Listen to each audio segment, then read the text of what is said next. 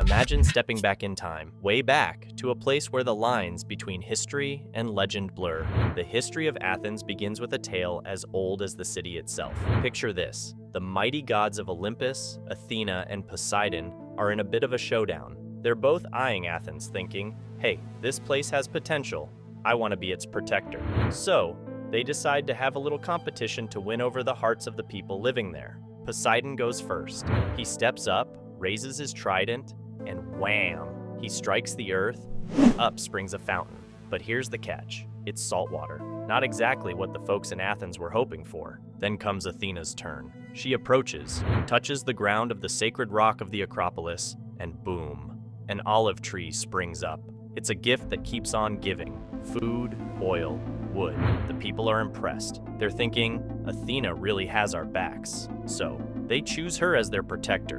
And in her honor, they name their city Athens, after the goddess of wisdom. But let's rewind a bit further. Before gods were dueling for its favor, Athens was already a happening place. Around 3000 BC, the first settlers made their home on the Acropolis. This wasn't just a random spot. It was a fortress, a refuge against dangers. Imagine the ancient people seeking safety on this towering rock, laying the groundwork for what was to become a beacon of culture, philosophy, and, yes, democracy. Now every city needs a founder, and Athens had Cecrops, a hero founder who's credited with kickstarting Athenian society.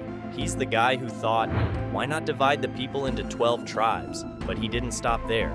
He built his city on the Acropolis and called it Cecropia, setting the stage for Athens' rise. Then there's Theseus, a name you might have heard in tales of minotaurs and labyrinths. Beyond the myths, Theseus was all about bringing people together. He united the settlements of Attica under one banner, creating a single state with Athens at its heart. With its foundations laid, Athens started to attract folks from all over Greece. It was peaceful, prosperous, and just the place to be. The city spread beyond the Acropolis, growing into a bustling hub where ideas, commerce, and culture mingled freely. At the center of it all was the Agora, the heartbeat of Athens. This wasn't just a marketplace. It was where democracy took its first steps, where citizens gathered to debate, decide, and shape the fate of their city. And above it all, the Acropolis stood as a symbol of spiritual devotion, especially to Athena, who watched over her city with pride. Athens isn't just growing, it's about to hit its stride in what's known as the Golden Age. This is when Athens truly becomes the city of legends, a place where art, democracy, and philosophy bloom like never before. Enter Pericles, a leader with vision. Under his guidance, Athens doesn't just embrace democracy, it takes it to a whole new level. Imagine the city as a giant think tank, where everyone has a say, and ideas flow as freely as the wine at a symposium. Pericles believed in the power of the people, and under his watch, Athens becomes a beacon of freedom and creativity. But what's a golden age without some serious bling?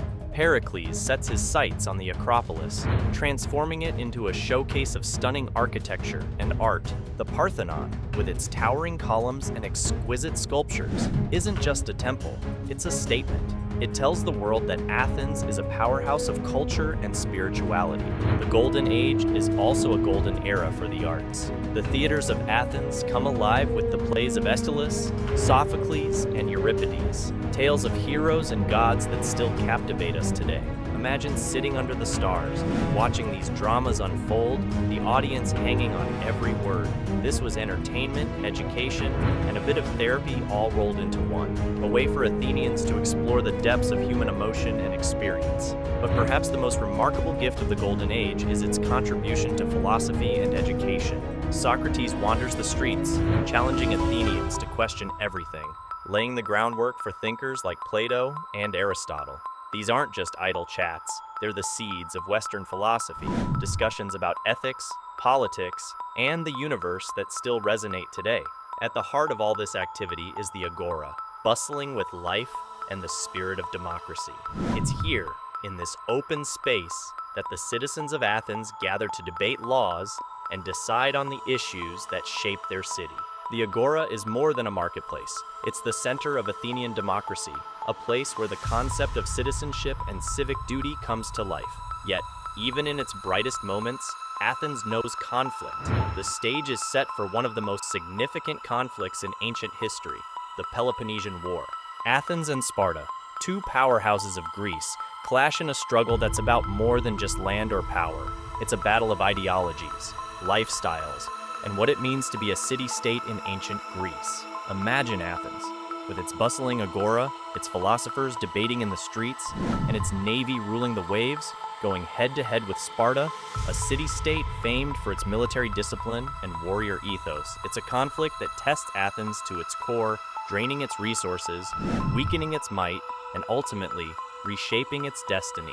The end of the Peloponnesian War sees Athens defeated, its walls torn down, and its empire dismantled. But if there's one thing we've learned about Athens, it's that the city's spirit is indomitable. Even in defeat, the legacy of its golden age, its art, its innovations in governance, and its philosophical inquiries continues to influence not just the Mediterranean, but the world.